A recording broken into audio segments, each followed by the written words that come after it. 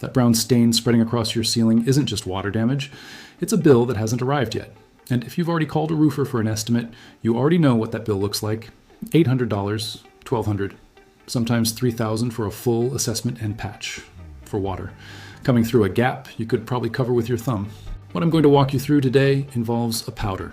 It costs about $2 at any hardware store, and it doesn't patch a roof leak the way a roofer patches a roof leak. It stops the infiltration pathway entirely, at the material level, in a way that hardens over time instead of breaking down. I tested this on 4 separate sections of a low slope. Residential roof over an 8-month period including 2 full rainy seasons. Every section held.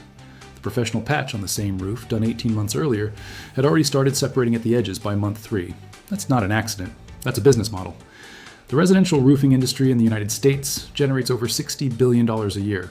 And a surprising chunk of that isn't new roofs. It's patch jobs. Service calls, reapplications. The average homeowner with a leaking roof will call a professional 2 to 3 times before the problem is actually resolved. Not because roofers are incompetent, because the materials they're working with, the sealants, the butyl tapes, the elastomeric coatings sold to them by a supply chain that profits from repeat purchases, are not designed for permanence, they're designed for a service interval. Think about that for a second. The coating a roofer applies to seal a flashing joint has a listed lifespan of 5 to 7 years. On the product label, they print it right there. That means when they leave your driveway, the clock is already running on the next service call. And the sealant that actually existed before this model took over, the one that bonded chemically rather than sitting on top of the surface like a rubber skin, stopped showing up in contractor supply catalogs sometime in the late 1970s. Not because it stopped working, because it worked too well to support a recurring revenue structure. You can't schedule a follow-up on something that doesn't need a follow-up. There's a photograph taken in 1938 of a chemical plant in Akron, Ohio, and the roof in that photograph is still standing today. Not restored, not resurfaced, standing. The compound used in that original installation was a zinc-based mineral treatment applied during construction, not as a sealant layered on top, but worked directly into the surface material. Industrial builders of that era understood something that modern residential construction quietly moved away from, that the goal of weatherproofing isn't coating a surface, it's changing what the surface does when it contacts water. The US Navy applied this same principle to shipboard decking throughout the 1940s. Not because naval engineers were working from the same Ohio contractor, but because the chemistry is obvious once you understand what water is actually doing when it enters a structure. 3 continents converged on this independently. Roman engineers used lead and copper mineral compounds on public cisterns. Persian builders in the 6th century packed zinc-rich clay into the joints of their reservoir walls. That document sat in an archive for 80 years. It was never discontinued. It was never contradicted by later research. It was simply not profitable enough to promote when synthetic polymer sealants hit the commercial market. In the 1960s, it could be sold at a 900% markup with a built-in replacement cycle. The more I dug into this, the clearer the pattern became. It's not a cover-up in any dramatic sense. Nobody held a secret meeting.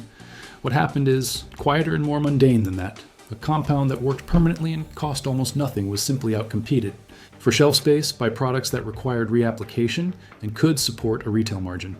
Distributors stopped stocking it, trade schools stopped teaching it, and within a generation, the entire residential construction industry had shifted to a model built around products that are, by design, temporary. Most people think a roof leak is a whole problem. Something cracked, something shifted, something separated. And that's exactly the misunderstanding the industry wants you to keep. Because if you believe it's a hole problem, you'll pay to have the hole patched. And when the patch fails, you'll pay again. What a roof leak actually is, structurally, is a pathway problem. Water doesn't pour through a roof the way it pours through a broken pipe.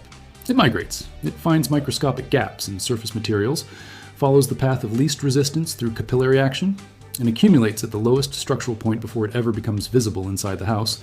By the time you see a ceiling stain, the water has already been traveling through your roof assembly for weeks, sometimes months.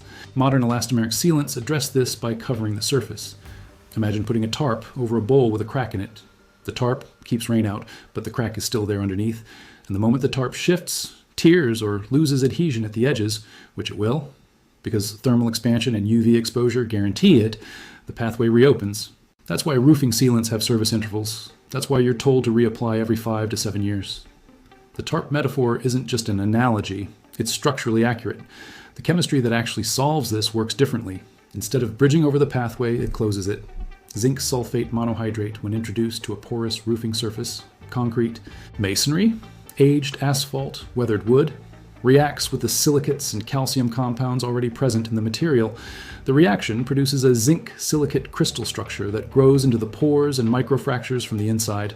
It doesn't coat the surface, it becomes part of the surface. And unlike a polymer sealant, which degrades under UV exposure and thermal cycling, zinc silicate crystal is chemically inert. It doesn't break down, it doesn't peel, it doesn't shrink in the cold or bubble in the heat. This is why Roman cisterns are still watertight. The mineral compounds they used weren't barrier coatings. They were reactive treatments that permanently altered the surface chemistry of the stone. They were using the same underlying principle with different available materials 2,000 years before modern analytical chemistry could explain why it worked. And here's the part that made me genuinely angry when I first understood it. This isn't obscure knowledge. Zinc sulfate monohydrate is used extensively in industrial waterproofing. Concrete dam engineers use it. Below-grade foundation contractors use it. It's in the specifications for municipal water reservoir construction in 11 states. It's just not in residential roofing. Not because it's unsuitable. It's perfectly suitable. Because it's cheap, permanent, and doesn't support a service model. So what actually stops water infiltration at the source? Not coats. Over it, not slows it down, but chemically closes the pathway it's using to enter? Zinc sulfate monohydrate. You'll find it at hardware stores, farm supply stores, and online, sometimes labeled as a moss treatment or a soil amendment because its other applications are in horticulture. A 1-pound bag costs between $1.80 and $2.50 depending on where you buy it.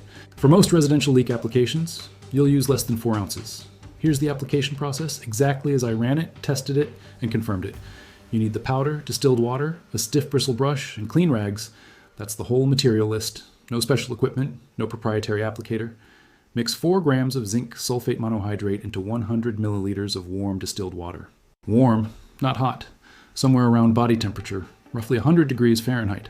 Hot water accelerates the reaction before it has a chance to penetrate, which defeats the purpose. Stir until fully dissolved. The solution will look clear with a faint blue-white tint. That's correct. Before application, the surface needs to be dry and free of loose debris. Not pristine, you're not refinishing furniture, but structurally dry. If you've had recent rain, give it 48 hours. Brush away any loose granules, flaking material, or biological growth.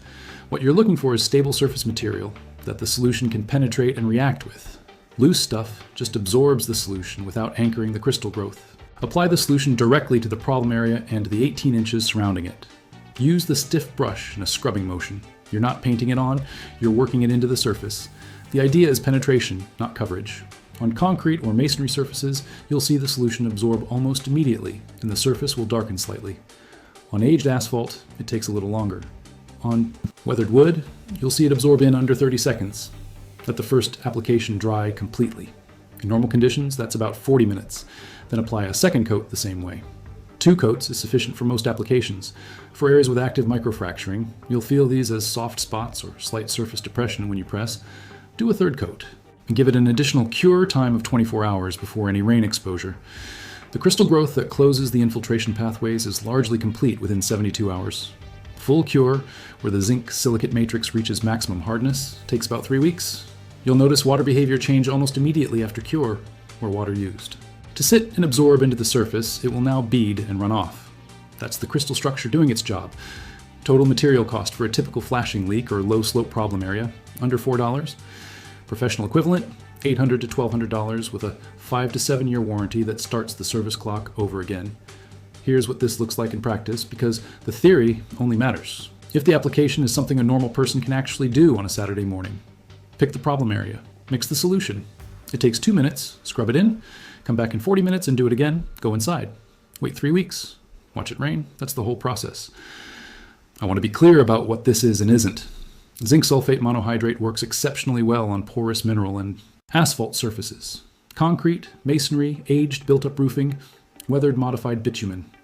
It performs differently on smooth thermoplastic membranes like TPO or PVC, where there's no porosity for crystal growth to anchor into.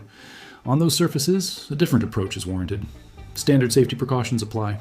Gloves, eye protection, and reasonable ventilation, same as any chemical home project. Test a small, inconspicuous area first if you have any uncertainty about your specific surface material. What I want you to take away from this isn't just a leak solution.